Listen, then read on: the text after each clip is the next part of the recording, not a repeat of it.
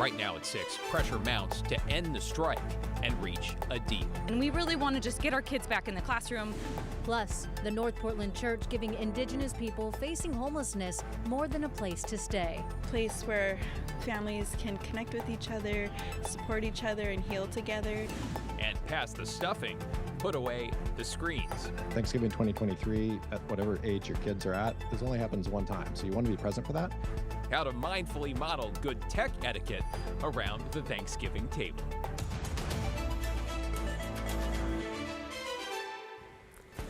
Good evening, everyone. We begin at 6 with the big question surrounding the Portland teachers' strike. Will there be a deal before the holiday weekend? Thanks for joining us. I'm David Molko. And I'm China Green. The governor has urged both sides to find a solution immediately after a weeks-long strike that forced students out of school. We followed the twists, the turns, the turmoil. All of it. And 3 weeks in, so is Alma McCarty, who continues to follow developments minute by minute here. She is live in Southwest Portland tonight. So, Alma, any update here?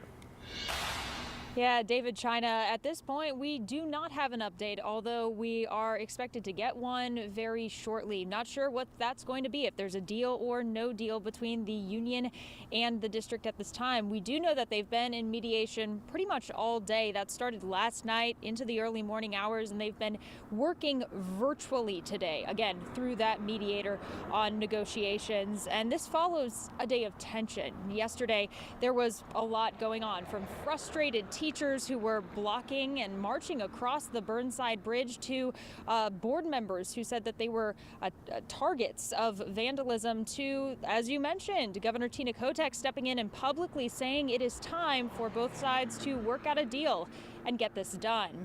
Now, over one of the very last hurdles to clear, according to the district, having parents on class size committees. The school board took issue with that level of involvement, finding it inappropriate. Both sides also need to work out a reentry plan, eventual return to the classroom. However, on many issues, there's been progress and compromise and agreement. Both sides debated wage increases, settling on 13.8% cumulative cost of living adjustments over 3 years.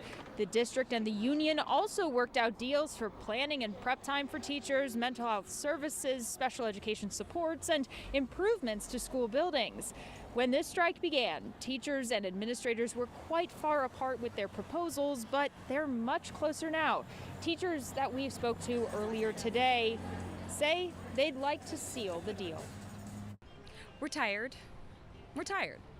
I'm exhausted. You know, we all want to be back in schools, and I'm starting to get pretty frustrated at how long it's taking. It's been a roller coaster, right? Because we think, hey, we're ready to go, and then the school board evidently had some issues with what was going on. We thought both sides, we had agreement on both sides, right? And then it got held up again. All right, at this time, still no update on whether there is a deal or not, but as soon as we learn what that update is, and it's supposed to come within the next hour or so, we will keep you updated and let you know exactly what that is and how your family should plan to move forward. David, China? Alma, thank you, and stay with KGW for the latest on the Portland teachers strike. Until we have news of a deal, you can catch up on our past coverage and look for updates on KGW.com and streaming on KGW+. All right, we want to get to developing news now in a fatal shooting in Northeast Portland. This is a live look at the Parkrose Heights neighborhood just east of I-205.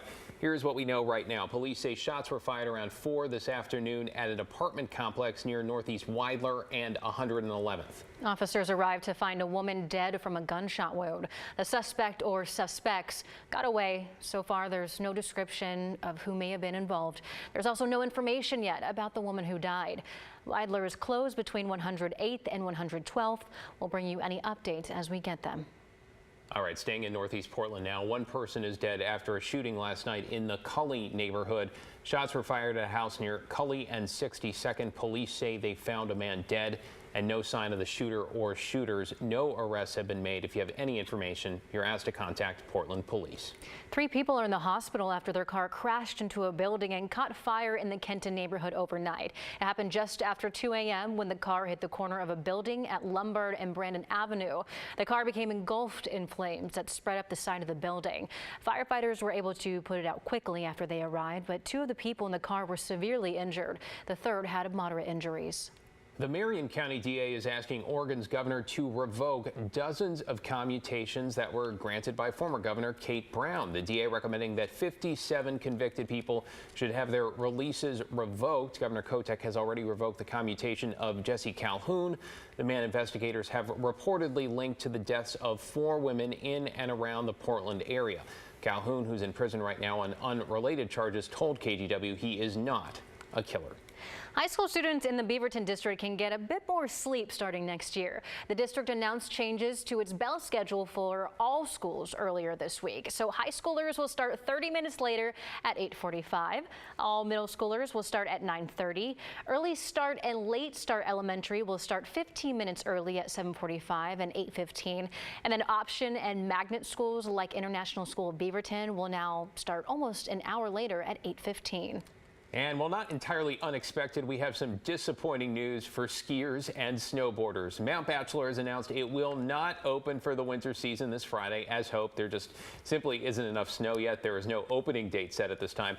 Mount Hood Meadows, same story. But by the way, Ski Bowl is opening its snow tube park on Friday. A little bit of fun. Matt?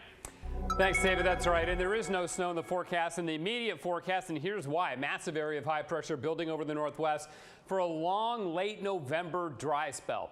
When might that end? How about early December? And it's not just going to be with one storm. The initial one, though, comes in. This is a great pattern for Cascade snow. Snow level is lower, down about 3,000, maybe 2,000 feet. Should be plenty of moisture with that. And it's not just a one-off. There'll be several more that follow it. So maybe we can get our Oregon ski areas open around the 7th or 8th of December. We'll shoot for that, right?